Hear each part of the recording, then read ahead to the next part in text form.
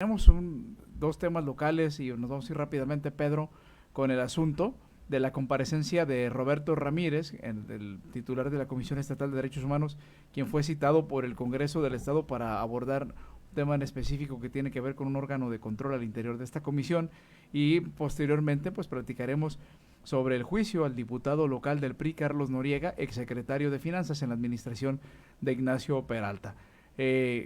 ¿Qué motiva esta comparecencia y con qué te quedas, Pedro Castillo, en materia de análisis? La de Roberto Ramírez.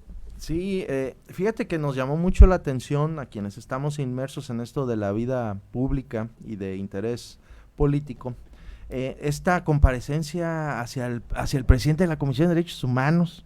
A mí sí me llamó mucho la atención que los diputados estén preocupados sobre qué está haciendo el presidente de la Comisión de Derechos Humanos, cuando a lo mejor deberían estar mandando a comparecer pues al secretario de Seguridad Pública de este gobierno, ¿verdad? O sea, pues creo que hay temas más preocupantes que eso.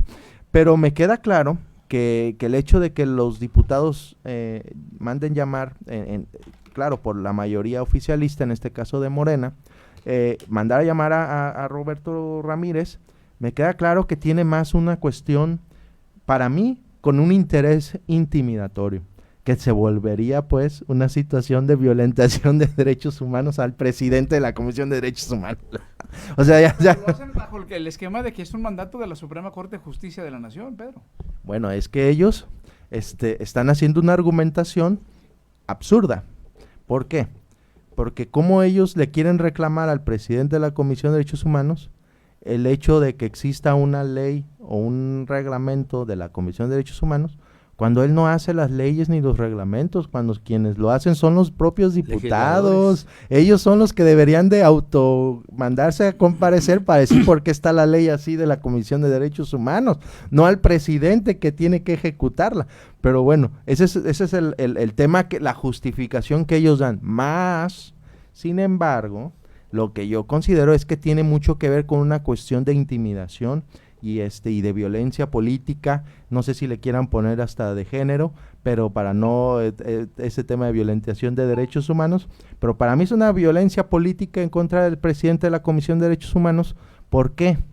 Porque es lo que ha venido señalando algunas situaciones que se han dado en este gobierno estatal. ¿Y qué fue lo que presidente Roberto Ramírez ha venido resolviendo? Está, por ejemplo, el caso de las dos mujeres embarazadas que fueron despedidas de su cargo, una en el INSUBI y otra en la Subsecretaría de Movilidad.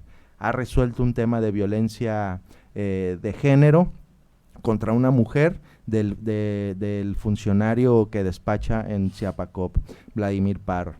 Ha venido señalando quiénes son las dependencias donde hay mayores denuncias de violación a los derechos humanos y ha señalado que ha sido la Guardia Nacional, la Fiscalía. Entonces, ¿qué está pasando?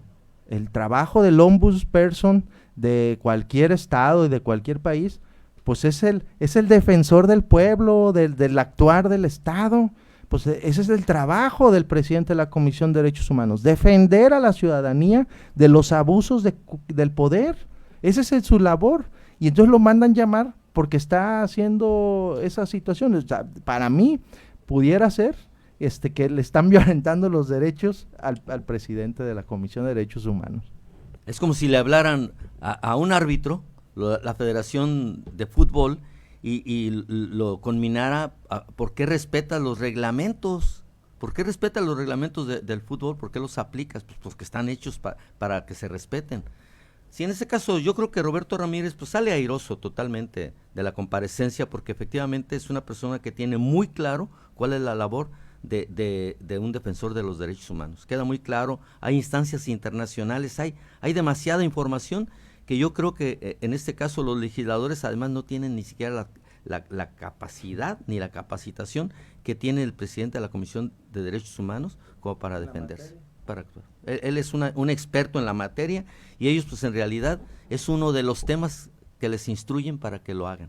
¿Qué sigue? Exacto, porque hay que decirlo, existen algunos expedientes en la Comisión de Derechos Humanos actualmente de algunos personajes de la política de aquí de nuestro estado. Entonces, a lo mejor o sea, fue una tarjeta de amonestación. como una amonestación para ver cómo va a sacar los otros expedientes que siguen ahí, porque hay varios expedientes que todavía no se han terminado de resolver en la Comisión de Derechos Humanos, de algunos, pues que hasta que quieren ser candidatos, ¿verdad? Quieren ser candidatos el próximo año y pues están preocupados de que les vayan a decir, pues usted no puede ser candidato porque usted está violentando derechos humanos en este estado, ¿no? Entonces, yo sí veo que los diputados pues andan norteados. Hay otras cosas más importantes que resolver, hay interés. ¿Habrá línea de alguien? Pues a lo mejor puede ser que haya línea de alguien, ¿verdad? Puede ser que exista, o sea, un asunto, como vuelvo a repetir, de querer presionar, intimidar al presidente de la Comisión de Derechos Humanos para que deje de venir resolviendo lo que ha estado resolviendo. Para que deje de cumplir con sus obligaciones. Porque ya no cumplas, no, espérate, párale tantito, sí. ¿no? O vete más despacito. Vete más despacio, a lo mejor puede ser eso, pero eso ya lo vamos a ver en esta comparecencia que para peor el asunto, violentando los derechos de la libertad de expresión, violentando los derechos de la información a la que tenemos los mexicanos, la van a hacer privada, ¿verdad? O sea, los propios diputados promueven una reunión con el presidente de la Comisión de Derechos Humanos, violentando derechos humanos para que nos podamos entender, que debería ser pública, que nos digan a ver qué es lo que están tratando, a ver qué están escondiendo, qué. Entonces, esas son las cosas que a veces dice uno, híjole, en manos de quién pasó? estamos, pues, ¿Qué está pasando? ¿qué está pasando?